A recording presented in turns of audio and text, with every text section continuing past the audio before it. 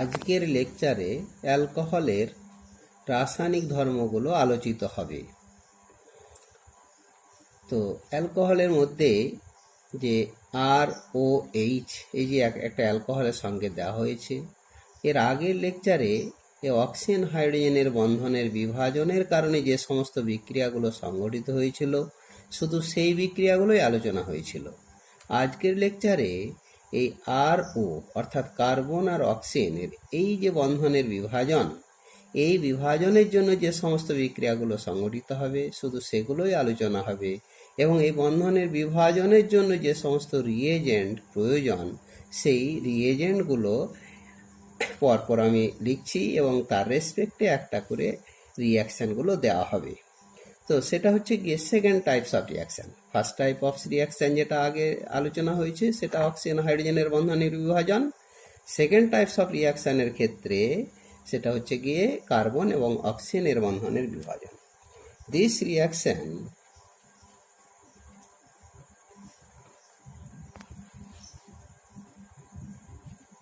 involves the cleavage of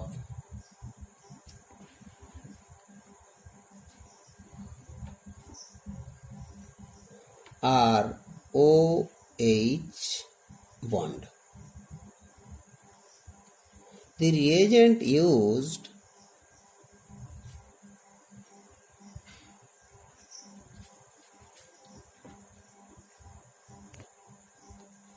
here for this reaction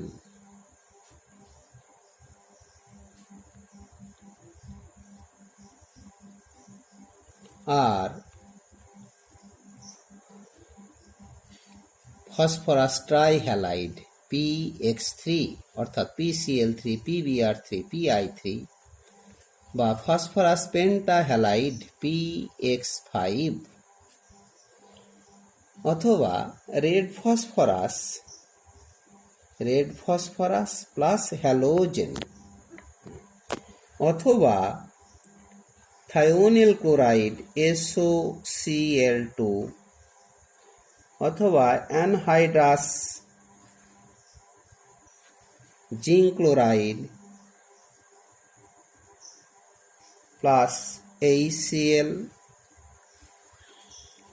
অথবা HBr অ্যাজিওট্রপিক যেটা mixture HBr, এক কথায় 48% HBr, সেটা হলো HBr, এটা অ্যাজিওট্রপিক মিক্সচার, স্থির স্ফুটনাঙ্কি, এটা তরল। অথবা HI এর ক্ষেত্রে হাইড্রোআয়োডিক অ্যাসিডের ক্ষেত্রে 57% মিশ্রণ, অথবা NaCl সোডিয়াম ক্লোরাইড সল্ট, তার সঙ্গে কনসেন্ট্রেটেড সালফিউরিক অ্যাসিড, অথবা sodium bromide plus phosphoric acid, অথবা sodium iodide plus phosphoric acid, অথবা অ্যামোনিয়া আর তার সঙ্গে Al2O3 আর সেই সঙ্গে টেম্পারেচার হিসেবেতে 250 ডিগ্রি সেন্টিগ্রেড তাপমাত্রা এটসেট্রা। এই জাতীয় রিয়েজেন্টগুলো যেগুলো মেনশন করা হলো, শুধুমাত্র এই কার্বন অক্সিজেনের বন্ধনটার বিভাজন ঘটবে। এক কথায় OH গ্রুপটা এখানে যে সমস্ত যে হ্যালোজেন অ্যাসিড হিসাবে যেগুলো নেওয়া হয়েছে বা ফসফরাস হ্যালাইড হিসাবে যেগুলো নেওয়া হয়েছে, OHটা রিপ্লেসড হবে এই হ্যালোজেন দ্বারা, বা এখানে যেটা অ্যামোনিয়া নেওয়া হয়েছে এই OH NH2 গ্রুপ দ্বারা রিপ্লেসড হবে, এবং সেই সঙ্গে উৎপন্ন হবে বিভিন্ন অ্যালকিল হ্যালাইড এবং অ্যালকিল অ্যামিন অর্থাৎ অ্যামিন জাতীয় যৌগগুলো উৎপন্ন হবে। এই সমস্ত বিক্রিয়কগুলোর রেসপেক্টে অ্যালকোহলের যে রিঅ্যাক্টিভিটি অর্ডার, সেই রিঅ্যাক্টিভিটি অর্ডার, সক্রিয়তার যে হার, রিঅ্যাক্টিভিটি অফ বা reactivity order of alcohol for the above reagent,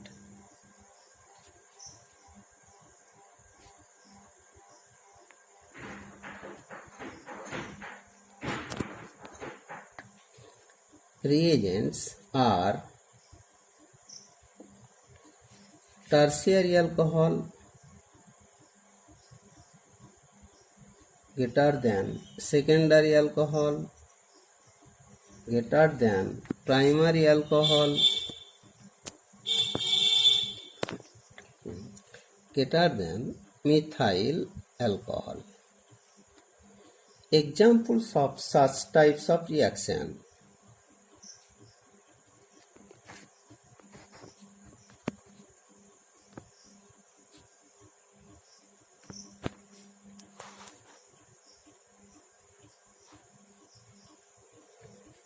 are as follows.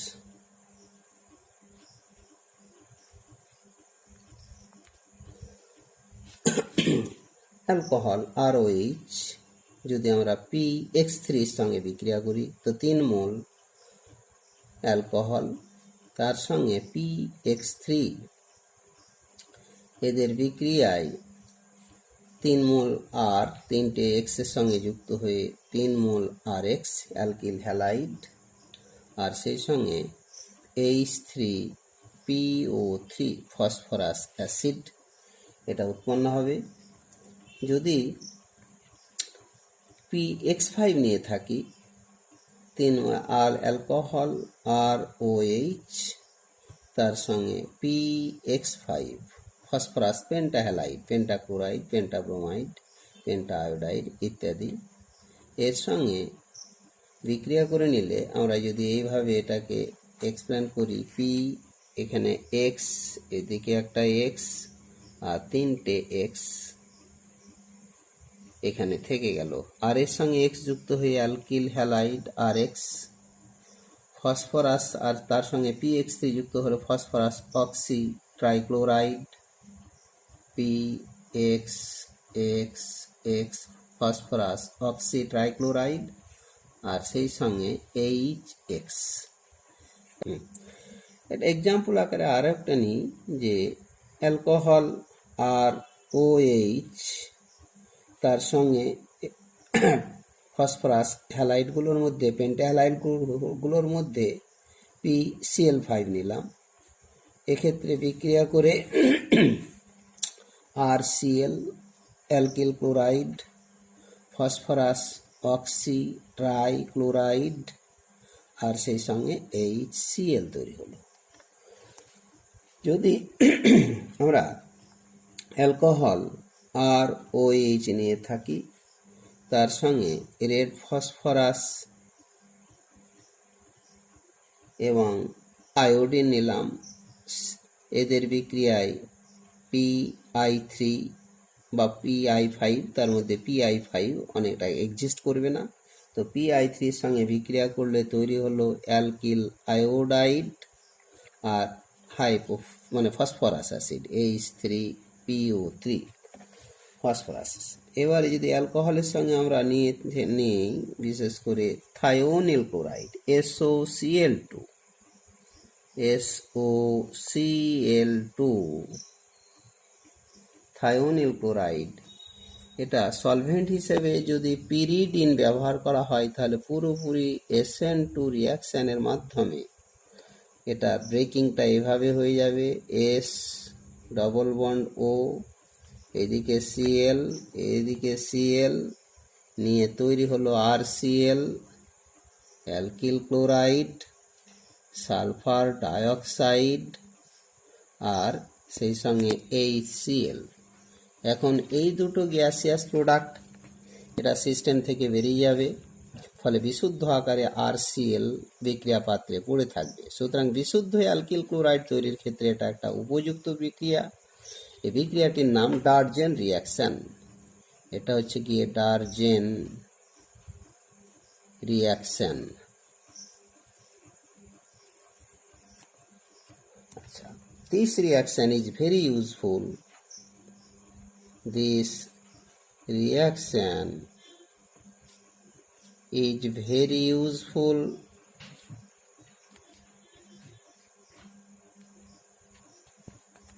for the preparation of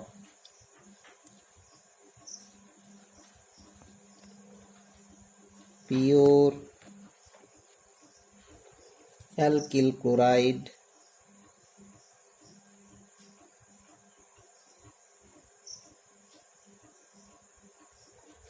since SO2 and HCl are easily removed as a gaseous product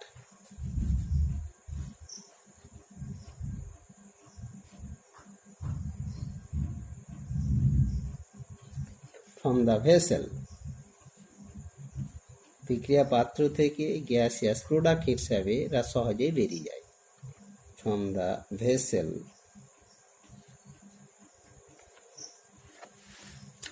এবারে যদি আমরা আরো কিছু reagent হিসেবে এই যে অ্যানহাইড্রাস জিঙ্ক ক্লোরাইড এবং HCl নিয়ে থাকি, যেটা লুকাস রিএজেন্ট, সেক্ষেত্রে বিক্রিয়াটি হবে গিয়ে ROH concentrated HCl by HCl gas anhydrous zinc chloride তৈরি হবে RCl এবং জল।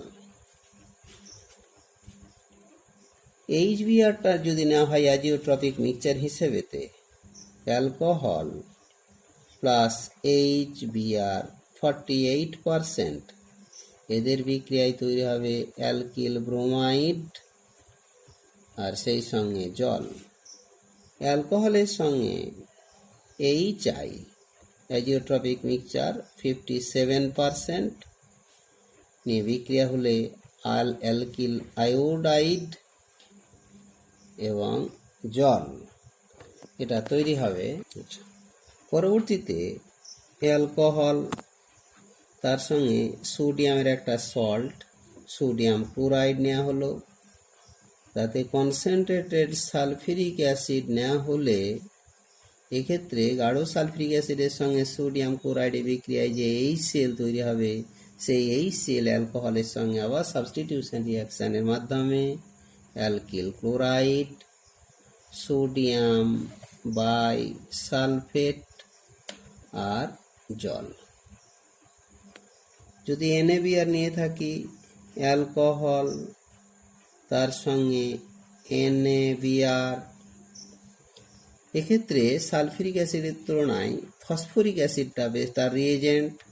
তার কারণ সালফিউরিক অ্যাসিড যদি নেওয়া হয় তাহলে এই বিক্রিয়াগুলো দুটো ধাপে সংগঠিত হয়। প্রথমে সালফিউরিক অ্যাসিডের সঙ্গে NaBr এর বিক্রিয়া HBr, ওই HBrকে আবার গাঢ় সালফিউরিক অ্যাসিড জারিত করে ব্রোমিনে পরিণত করে দেয়, ফলে তখন অ্যালকোহলের সঙ্গে ওই HBr না থাকার কারণে বিক্রিয়াটি ঘটে না। তাই এক্ষেত্রে যেটা হয় যে ফসফরিক অ্যাসিডের জারণ ক্ষমতা অতটা নেই, যার কারণে উৎপন্ন HBrকে ব্রোমিনে জারিত করতে পারে না, ফলে HBr অবস্থায় থাকে। ওই HBr অ্যালকোহলের সঙ্গে স্বাভাবিক ছন্দে বিক্রিয়াটি ঘটে, নিয়ে অ্যালকিল ব্রোমাইড তার সঙ্গে সোডিয়াম ডাইহাইড্রোজেন ফসফেট আর জল।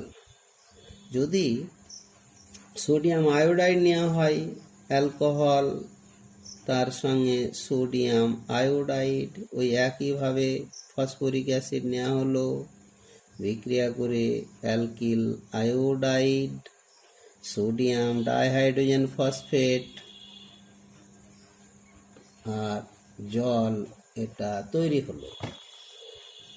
তো প্রথমত যদি আমি এই দুটো বিক্রিয়ার ক্ষেত্রে বলি যে এই বিক্রিয়াটি দুটো স্টেজে সংঘটিত হয়, একটা স্টেজ হিসাবে সেই স্টেজ দুটোর ক্ষেত্রে একটা মেনশন করে নিচ্ছি, শুধু এটার ক্ষেত্রেই যদি বলি যে প্রথমত H3PO4 তার সঙ্গে সোডিয়াম আয়োডাইড নেওয়া হলো বা সোডিয়াম আয়োডাইড নেওয়া হলো, এতে প্রথমেই যেটা বিক্রিয়া হচ্ছে গিয়ে সোডিয়াম ডাইহাইড্রোজেন ফসফেট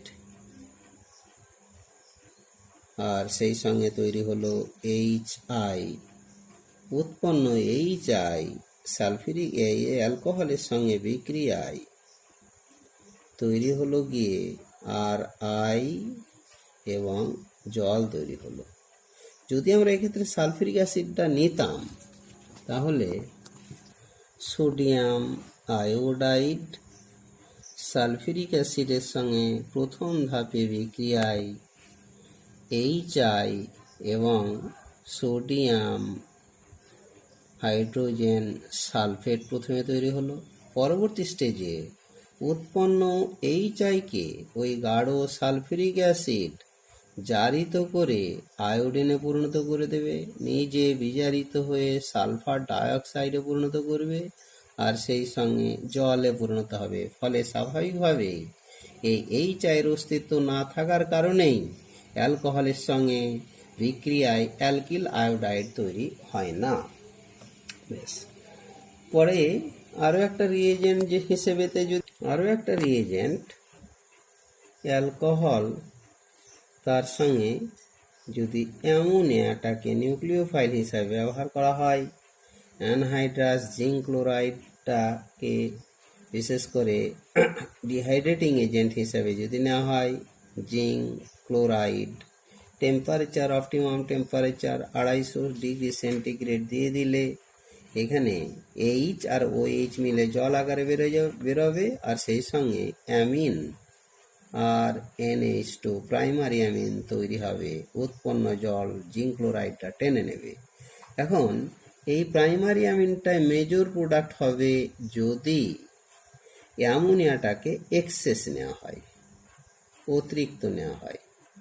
আবার যদি অ্যালকোহলটাকে এক্সেস নেওয়া হয়, অ্যালকোহল প্লাস অ্যামোনিয়া এক্সেস অতিরিক্ত অ্যালকোহল যদি নেওয়া হয়, ওই আগের যে রিয়েজেন্ট নেওয়া হয়েছে জিঙ্ক ক্লোরাইড 250 ডিগ্রি সেন্টিগ্রেড তাপমাত্রায় প্রথম ধাপে আর NH2 তৈরি হলো, আর তাতে জল বেরিয়ে গেল 1 মোল।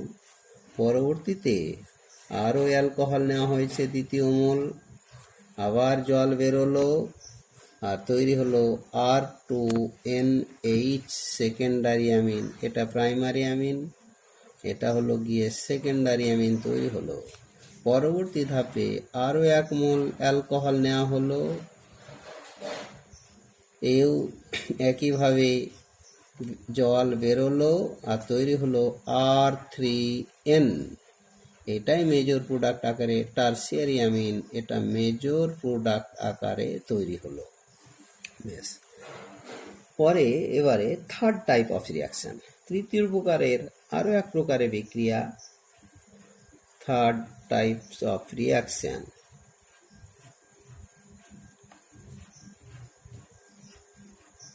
Of alcohol. অ্যালকোহলের তৃতীয় প্রকারের বিক্রিয়াটাকে আমরা মূলত ডিহাইড্রেশন অফ অ্যালকোহল, অ্যালকোহলের নিরুদন, ডিহাইড্রেশন অফ অ্যালকোহল। অ্যালকোহল মূলত নিরুদিত হয়ে আনস্যাচুরেটেড কম্পাউন্ড তৈরি হয় এবং পুরোপুরি তাতে জল বেরিয়ে যায়। আসলে এটা এলিমিনেশন রিয়াকশান। তাহলে সেই elimination, this reaction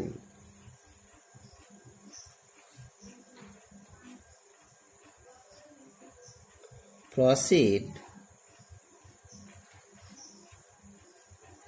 through elimination reaction, অপনয়ন বিক্রিয়া।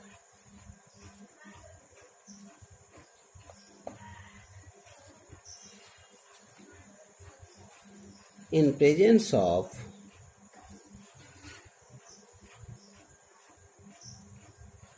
dehydrating agent,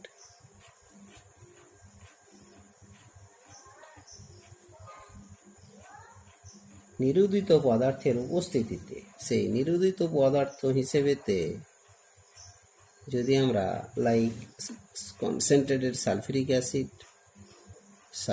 অ্যাসিড অথবা ফসফরিক অ্যাসিড H3PO4 at 150 থেকে 200°C তাপমাত্রায় যদি প্রয়োগ করা হয়, অথবা ডিহাইড্রেটিং এজেন্ট হিসেবেতে অ্যালুমিনা অথবা থোরিয়া, তাপমাত্রা হলো 250 থেকে 350°C। এই তাপমাত্রার মাধ্যমে অ্যালকোহল সহজেই নিরুদিত হয়ে এলিমিনেশন অপনয়ন বিক্রিয়ার মাধ্যমে অ্যালকিন জাতীয় যৌগগুলো তৈরি হয়।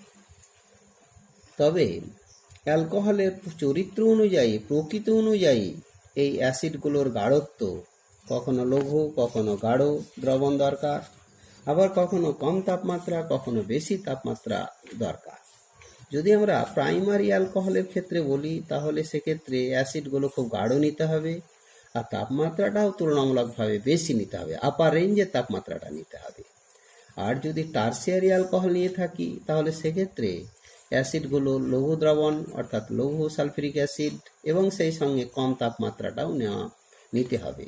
কেননা সেক্ষেত্রে গাঢ় সালফিউরিক অ্যাসিড নিলে ওই জাতীয় যে অ্যালকিন জাতীয় যৌগগুলো তৈরি হবে, তারা কিন্তু তাদের পলিমারাইজেশনটা ঘটে যাবে। সেই পলিমারাইজেশন যেন না ঘটে, তার কারণেই আমাদের লঘু সালফিউরিক অ্যাসিডটা দরকার। তাহলে for 1 degree primary alcohol required comparatively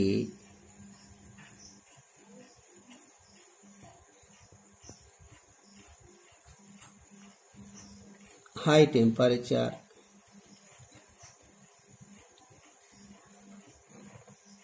and concentrated acid.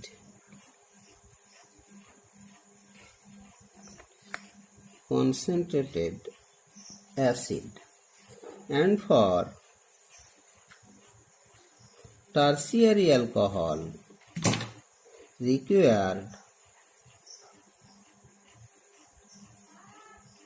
comparatively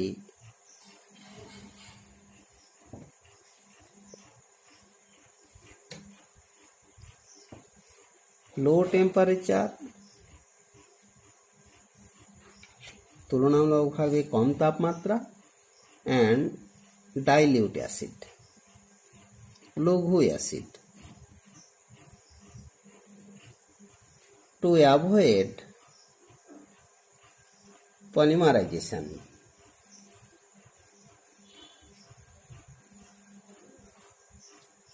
এই পলিমারাইজেশনটা এড়ানোর জন্যই কিন্তু লঘু অ্যাসিডটা প্রয়োজন। The rate of dehydration of alcohol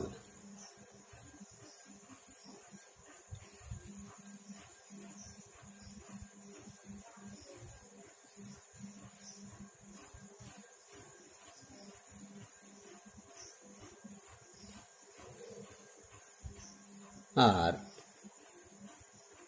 tertiary alcohol খুব সহজেই নিরোধিত হয়, তারপরে সেকেন্ডারি অ্যালকোহল, তারপরে হলো গিয়ে প্রাইমারি অ্যালকোহল। এখানে কতগুলো এক্সাম্পল আকারে বলি।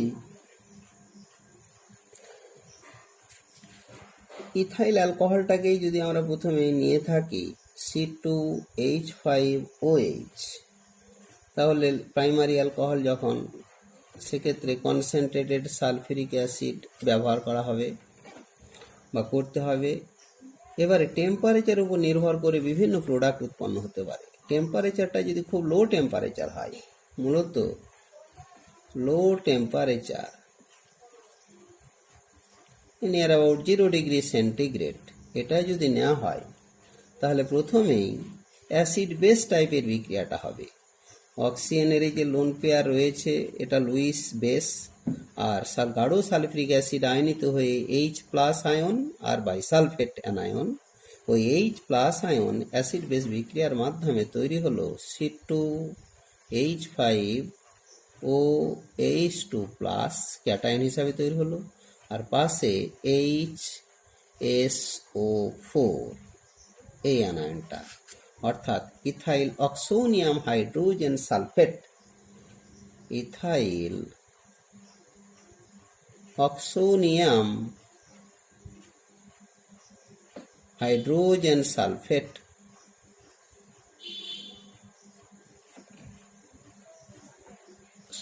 এটা তৈরি হয় যদি টেম্পারেচার একটু বাড়ানো হয়, অর্থাৎ রুম টেম্পারেচার যদি দেওয়া হয়, রুম টেম্পারেচার, তাহলে এ থেকে আবার এখনো জল বেরিয়ে যাবে আর তৈরি হবে ethyl hydrogen sulphate, C2H5HSO4, ethyl hydrogen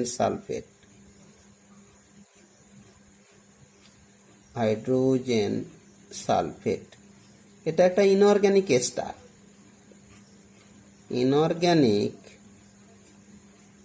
ester. এরপরে যদি এটার ক্ষেত্রে এবারে টেম্পারেচারটা যদি 170 থেকে 180 ডিগ্রি সেন্টিগ্রেড দেওয়া হয়, তাহলে পুরোপুরি এ থেকে এখনো সালফিউরিক অ্যাসিড বেরিয়ে গিয়ে তৈরি হবে ethylene gas.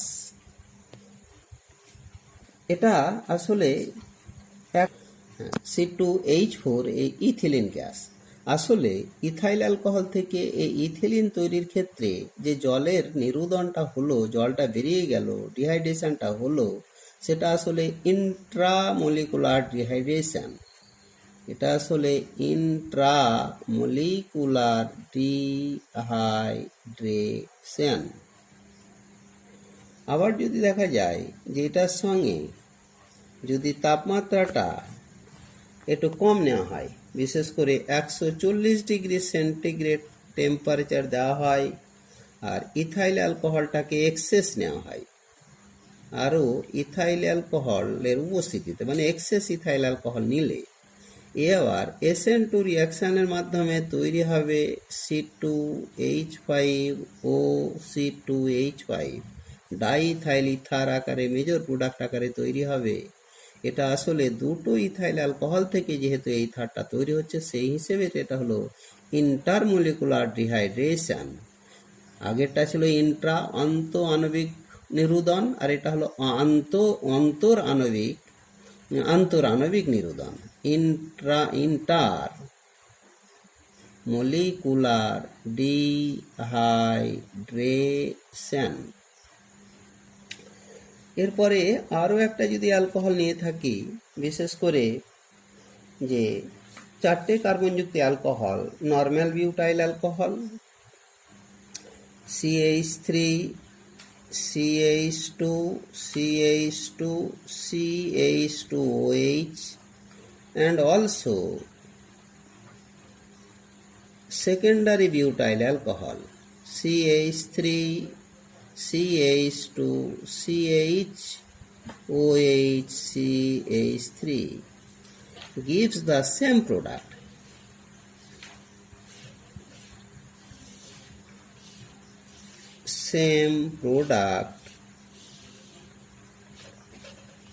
On acid catalyst dehydration.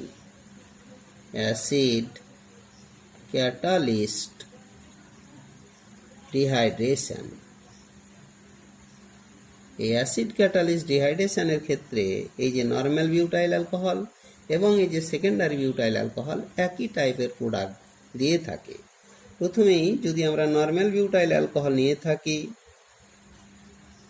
CH3 CH2 CH2 CH2OH acid নেওয়া হলো। প্রথমে প্রোটোনেশনটা ঘটলো, প্রোটোনেশন ঘটে তারপরে জলটা বেরোলো, ডিহাইড্রেশন হলো, ইন্টারমিডিয়েট স্পেসিস হিসাবে যেটা তৈরি হলো CH3 CH2 CH2 plus primary carbocation তৈরি হলো। এতে দুটো আলফা হাইড্রোজেন রয়েছে, ফলে হাইপার কনজুগেটিভ স্ট্রাকচার 2। সুতরাং এখান থেকে যদি হাইড্রাইডটা এখানে শিফট হতে পারে, মানে রিঅ্যারেঞ্জমেন্টটা ঘটতে পারে, রিঅ্যারেঞ্জমেন্ট এটা যদি ঘটে যায়, কিভাবে? হাইড্রাইড শিফটের মাধ্যমে, H- শিফট এর মাধ্যমে, তাহলে সেকেন্ডারি কার্বোক্যাটায়ন তৈরি হলো CH3 CH H CH plus CH3, দুটো হাইড্রোজেনকে আলাদাভাবে রিপ্রেজেন্ট করা হলো, লেখা হলো।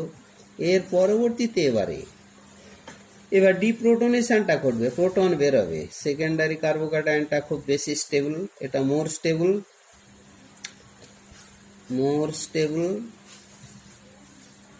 আর তার আগে প্রাইমারি কার্বোক্যাটায়ন ছিল সেটা লেস স্টেবল। স্বাভাবিক কারণেই রিঅ্যারেঞ্জমেন্টটা সহজেই ঘটে গেল।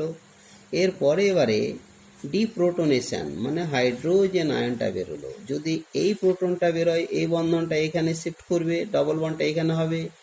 আর এই প্রোটনটা যদি বেরোয় তাহলে ডবল বন্ডটা এখানে শিফট হবে, মানে এটা ফর্ম করবে, ডবল বন্ডটা এখানে তৈরি হবে। ফলে স্বাভাবিকভাবেই যে আমরা দুটো অ্যালকিন পেলাম। একটা হলো গিয়ে ডবল বন্ডটা যখন এখানে দিলাম তখন তৈরি হলো CH3 CH2 CH double bond CH2। পরবর্তীতে ডবল বন্ডটা যখন মাঝে দিলাম তখন তৈরি হলো CH3 CH double bond CH CH3। এর আবার দুটো প্রোডাক্ট পাবো, একটা সিস ফর্মে পাবো অ্যান্ড ট্রান্স ফর্মে পাবো আর একটা প্রোডাক্ট। ফলে স্বাভাবিকভাবেই এই নর্মাল বিউটাইল অ্যালকোহলের ডিহাইড্রেশনের ফলে এখানে দুটো আইসোমার আর এখানে একটা আইসোমার, মোট total number of isomer 3, total number of isomer সমান 3 পাওয়া গেল। যদি আমরা সেকেন্ডারি বিউটাইল অ্যালকোহল নিতাম CH3 CH2 CH OH CH3, acid treatment করা হলে প্রথমেই প্রোটনেশন হবে, তারপরে জল বেরোবে, সরাসরি সেকেন্ডারি কার্বোক্যাটায়নটি তৈরি হবে যেটা আগে তৈরি হয়ে গিয়েছিল CH3 CH2 CH plus CH3। এবং এটা থেকে আবার ডিহাইড্রেশনের ফলে, এই ডিপ্রোটনেশনের ফলে প্রোটনটা বের হলো, আবার সেই সেম প্রোডাক্ট পাওয়া গেল। আগের মতোই যে প্রোডাক্ট আমরা পেয়েছিলাম এক্ষেত্রেও সেই একই প্রোডাক্ট পাওয়া গেল। এক্ষেত্রেও নাম্বার অফ আইসোমার 3 হয়ে গেল এক কথায়। আচ্ছা, যদি